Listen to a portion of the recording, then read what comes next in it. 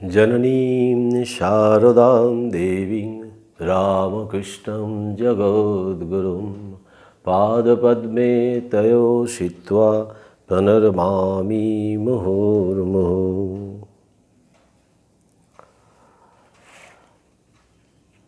আজকে আমরা স্বামীজির বিখ্যাত কবিতা সখার প্রতি এই কবিতা পাঠ এবং স্বামী সুপর্ণানন্দ মহারাজ এটার যে ব্যাখ্যা করেছেন সেই ব্যাখ্যার থেকে পাঠ করার চেষ্টা করব। আর এই কবিতাটা এতটাই বড়, হয়তো এটা দুটো পার্টে শেষ হবে। আজকে প্রথম পার্টটা চেষ্টা করব বলার। ঠাকুর মা স্বামীজির রাতুল চরণে আমার আভূমি প্রণতি জানাই।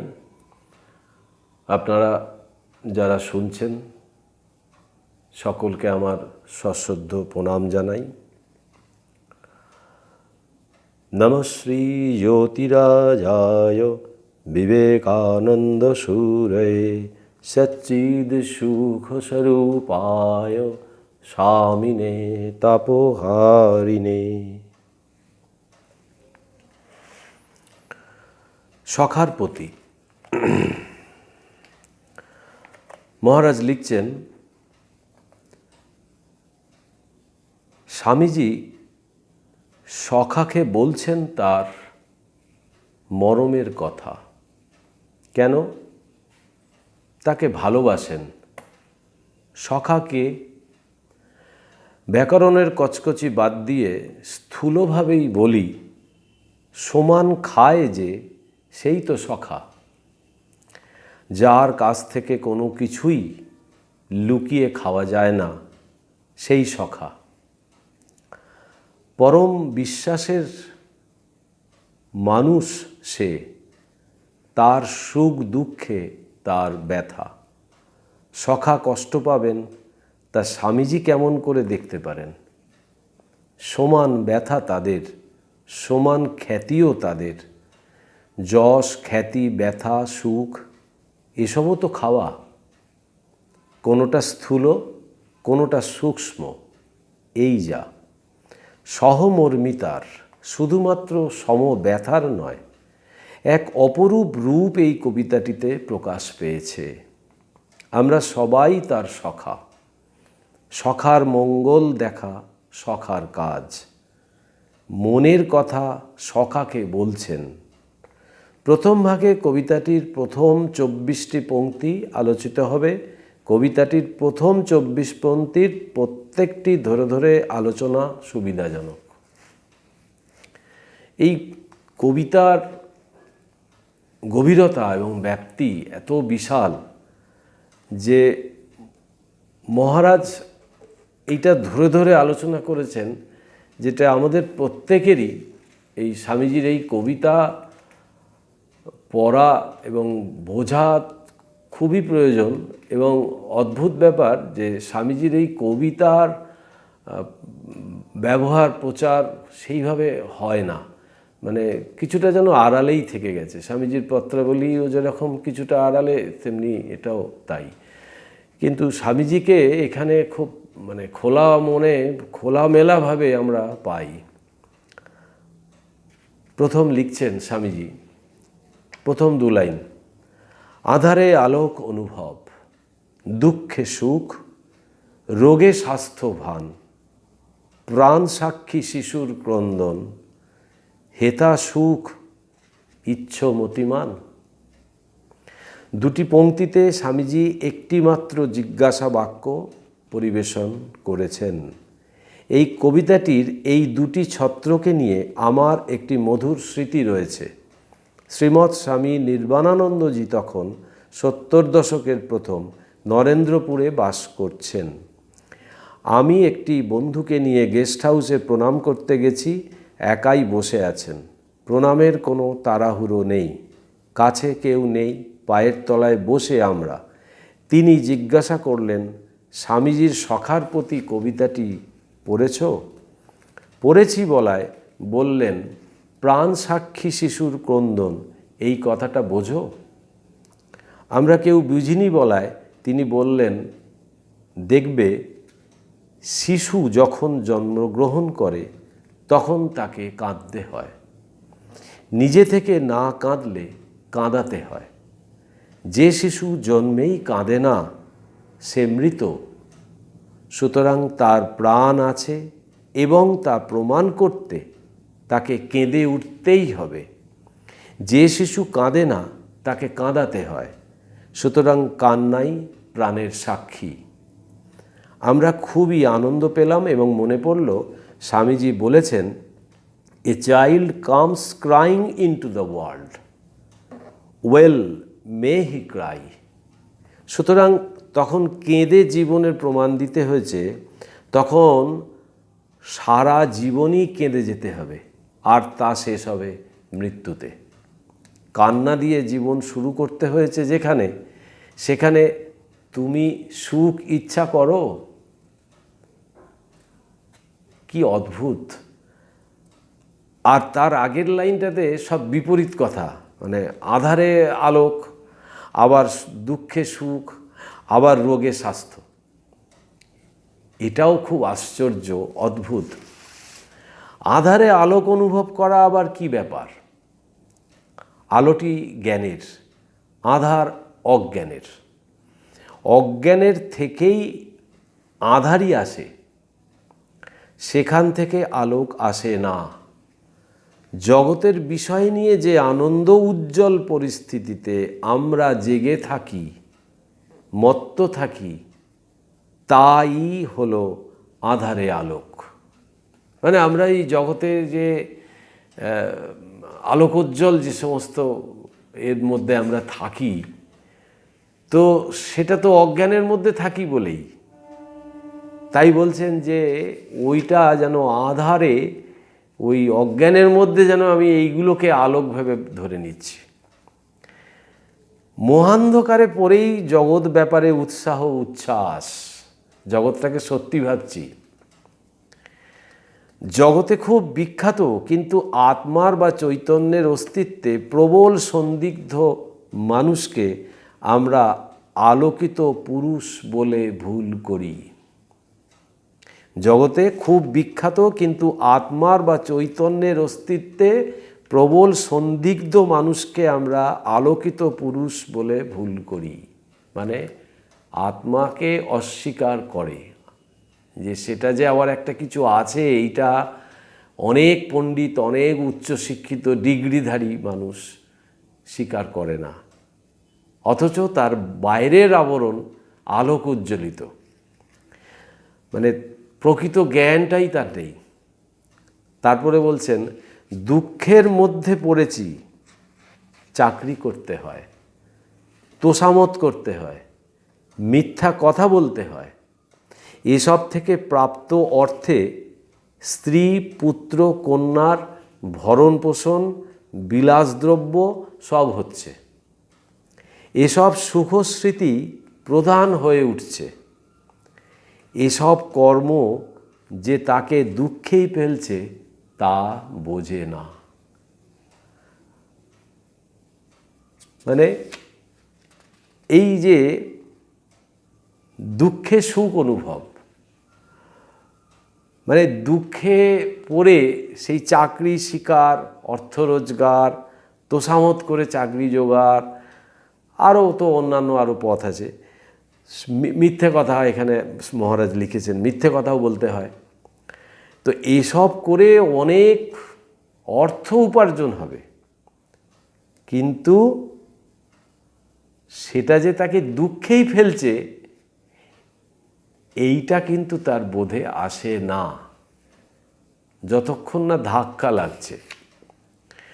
আর রোগে স্বাস্থ্যবান, এটি আমরা প্রত্যেকেই করি। স্বামীজি বলছেন, ভুঁড়ি হওয়া বদ হজমের লক্ষণ, অথচ ভুঁড়ি না হলে স্বাস্থ্যবান হওয়া গেল না। একথা প্রায় সবার ক্ষেত্রেই প্রযোজ্য। এমনকি যাদের সুন্দর পেটানো শরীর তারাও একটু খুচরো ভুঁড়ির জন্য হাপিত্তেশ করে। অন্যদিকে নধর সুন্দর স্বাস্থ্যবানদের ভুঁড়িকে নিয়ে কত লোক মনে করে তাদের স্বাস্থ্যটি কি ভালো। আসলে এটা একটা বড় রোগ। যেখানে এমন সব বিরোধ, সেই জগতে সত্যিকার সুখ কোথায়? অর্থাৎ যারা সুখে আছে বলে মনে করে তারা দুঃখেই আছে। তার প্রকাশও নানাভাবে নানা মানুষের ভিতর হচ্ছে। কি অদ্ভুত কথা যে আমরা যে স্বাস্থ্যবান কাকে বলছি, যার একটু বুড়ি টুড়ি আছে, মানে সেটা হচ্ছে যে অজীর্ণতার জন্য, বদহজমের জন্য, সেইটা আমরা তখন মাথায় রাখতে পারি না যে ওইটাকে আমরা বলছি যে স্বাস্থ্যবান, কিন্তু সেটা যে ওই রোগের কারণে বুড়িটা হয়েছে এইটা আমাদের তখন মাথায় থাকে না। এবং মহারাজ এখানে বলছেন যার পেটাই সুন্দর চেহারা, তারও একটু যদি নজর ভুঁড়ি থাকে তাহলে বলে খুব সুন্দর চেহারা। তো সেইটাই 2 লাইনের পর যেটা মহারাজ বললেন যে এই যে তার প্রকাশটা, বলছি এই যে দুঃখটা, এই যে সুখের মধ্যে যে দুঃখ, সুখ আপাত সুখ যেটাকে ভাবছে সেটাই যে দুঃখের কারণ, সেইটা এবার স্বামীজি বলবেন। বলছেন, স্বামীজি লিখছেন, দ্বন্দ্বযুদ্ধ চলে অনিবার, পিতা পুত্রে নাহি দেয় স্থান, স্বার্থ স্বার্থ সদা এই রব, হেথা কোথা শান্তির আকার, সাক্ষাৎ নরক স্বর্গময়, কেবা পারে ছাড়িতে সংসার, কর্মপাশ গলে বাধা যার, কৃতদাস বলো কোথা যায়। এটাও প্রশ্নবোধক। জগতের দ্বন্দ্বই তো সর্বত্র, ভালো মন্দ, সুখ দুঃখ, প্রেম ঘৃণা, এসব এর মধ্য দিয়েই মানুষ চলছে যুদ্ধ করতে করতে। কেউ 1 পয়সা লাভ করলে তার কাছ থেকে 10 পয়সা কেড়ে নেওয়া হয়। সর্বত্রই দোকানদারি, তুমি এই দাও আর এই নাও। চরম উদাহরণ পিতা পুত্রের দ্বন্দ্ব।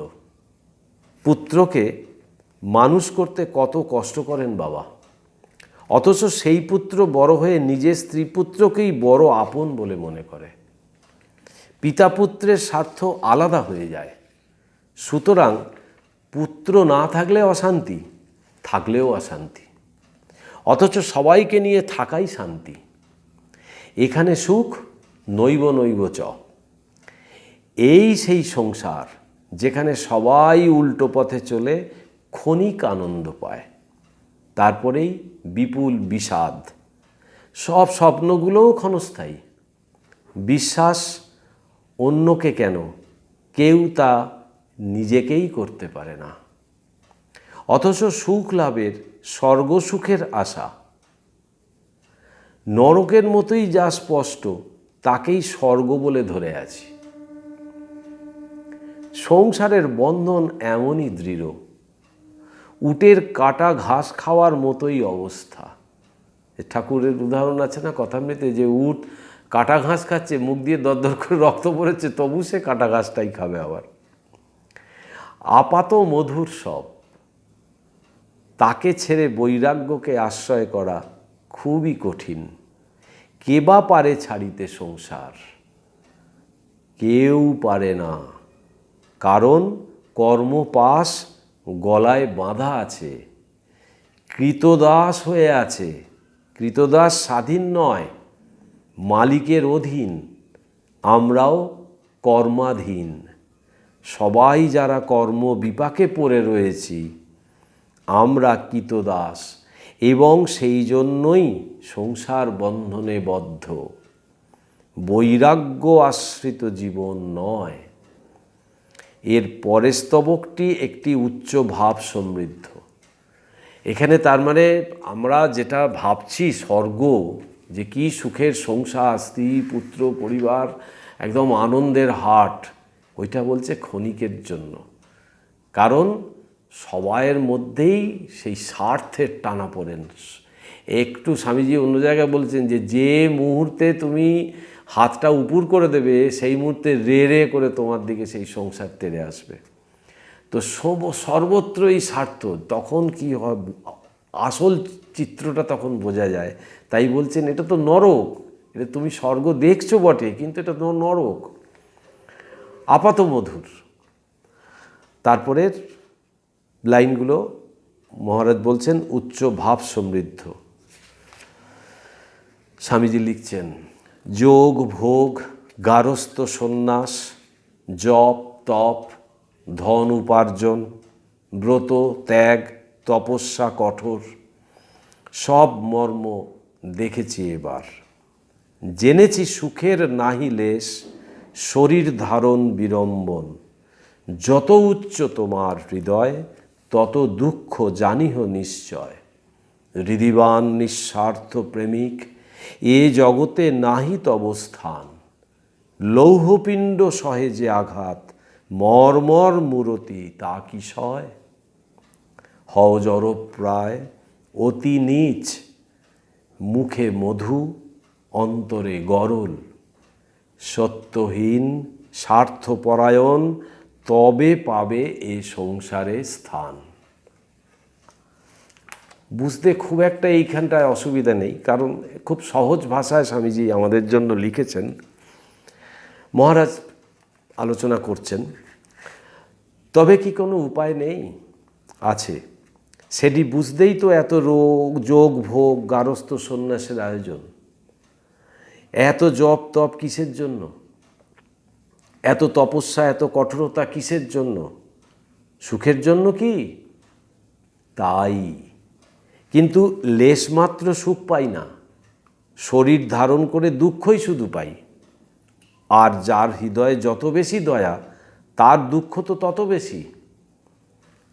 সবার দুঃখ তার হৃদয়ে বাজে, কিন্তু একজনেরও দুঃখ দূর করার ক্ষমতা নেই। নিঃস্বার্থ প্রেমিক যে, সে এ জগতে আরও দুঃখ পায়। তার সঙ্গী নেই, তার প্রতি সহানুভূতি দেখাবার কেউ নেই। সে যেন এক মহাবিরল প্রজাতির জীব। এ জগৎ তাকে একরকম দূরেই সরিয়ে রেখেছে। সকলের দুঃখ তার বুকে বাজে। এ আঘাত সহ্য করতে সে পারে না, সেজন্য তার দুঃখের শেষ নেই। সে যদি লৌহপিণ্ডের মতো হতো, একেবারে নিরেট তমগুণী, তাহলে এসব আঘাত তাকে বিব্রত করতো না। সুতরাং স্বামীজি অত্যন্ত ক্ষোভের সঙ্গে তার সখাকে বলছেন, এ জগতে স্থান পেতে গেলে তমগুণী হও, নীচ হও, ভণ্ড হও, মুখে মধু অন্তরে গরল লুকিয়ে রাখো। সত্যকে তাড়াও জীবন থেকে, স্বার্থ নিয়েই মেতে থাকো। বস্তুত স্বামীজি যেন বলতে চাইছেন, জগতে বেড়ে উঠতে গেলে দুর্যোধন রাবণদের মতো জীবন যাপন করো। তারা প্রভূত সম্পদ অসুরদের নিয়ে বাস করে, লোকেও ভাবে এসব কথা। অসত্য পথে থেকে মানুষ যেন হু হু করে উপরে উঠছে, আর সত্য পথ আশ্রয় করে দুটো খেতে পায় না। আরও আছে, কিসের জন্য এসবের আয়োজন? তার উত্তর এখনও স্বামীজি দেননি। লিখছেন সখাকে, মানে এই স্তবকটায় আমরা দেখলাম যে সমাজের চিত্রটা পরিষ্কারভাবে স্বামীজি আমাদের তুলে ধরছেন, যে এই নিঃস্বার্থপর হবার চেষ্টা করবে, পরার্থে জীবন দেবে, তার দুঃখ দিন দিন তত বাড়বে। কারণ সমস্ত মানুষের দুঃখ কষ্ট তখন তার হৃদয়ে বাজবে।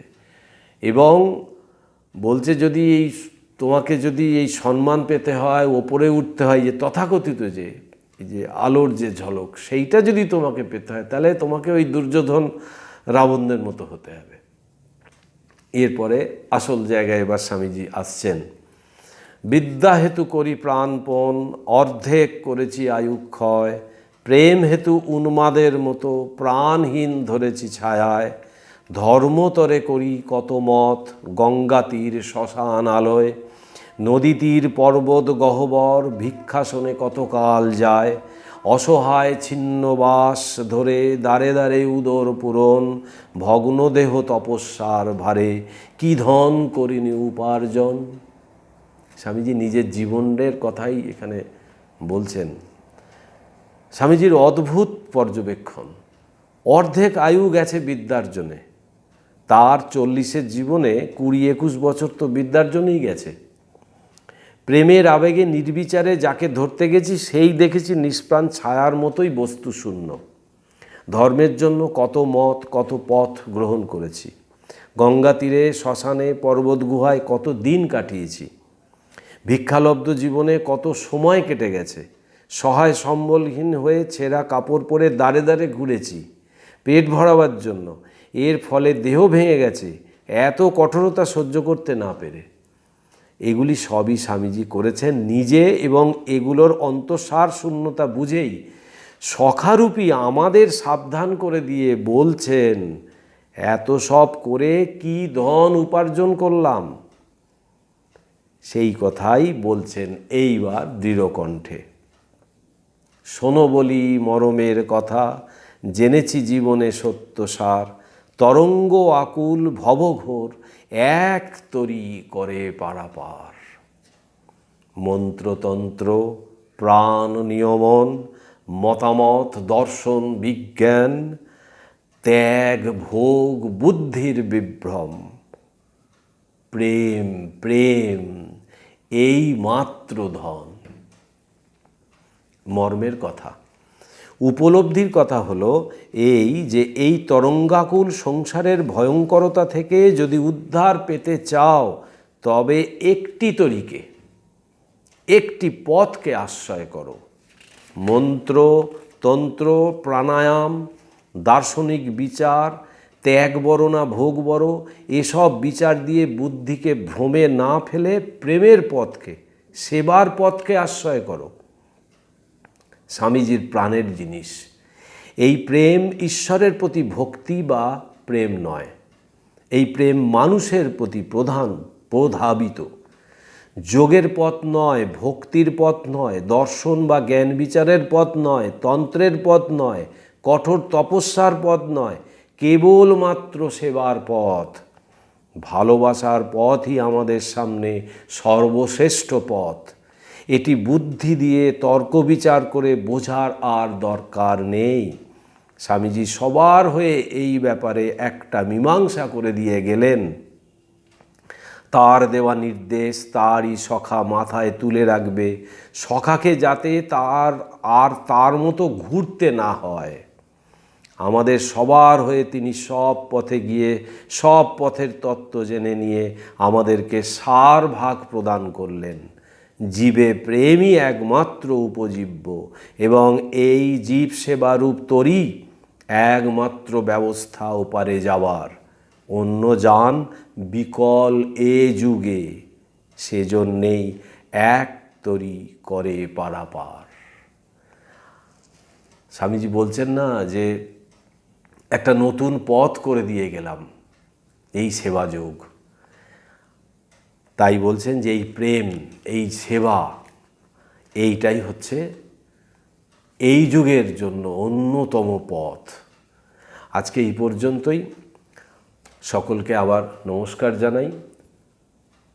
পরতত্ত্বে সদা লীন রামকৃষ্ণে সমজ্ঞয়া, ইয়ো ধর্ম স্থাপনরত বীরে শান্তম নমাম্যহম। শ্রীরামকৃষ্ণার্পণমস্তু।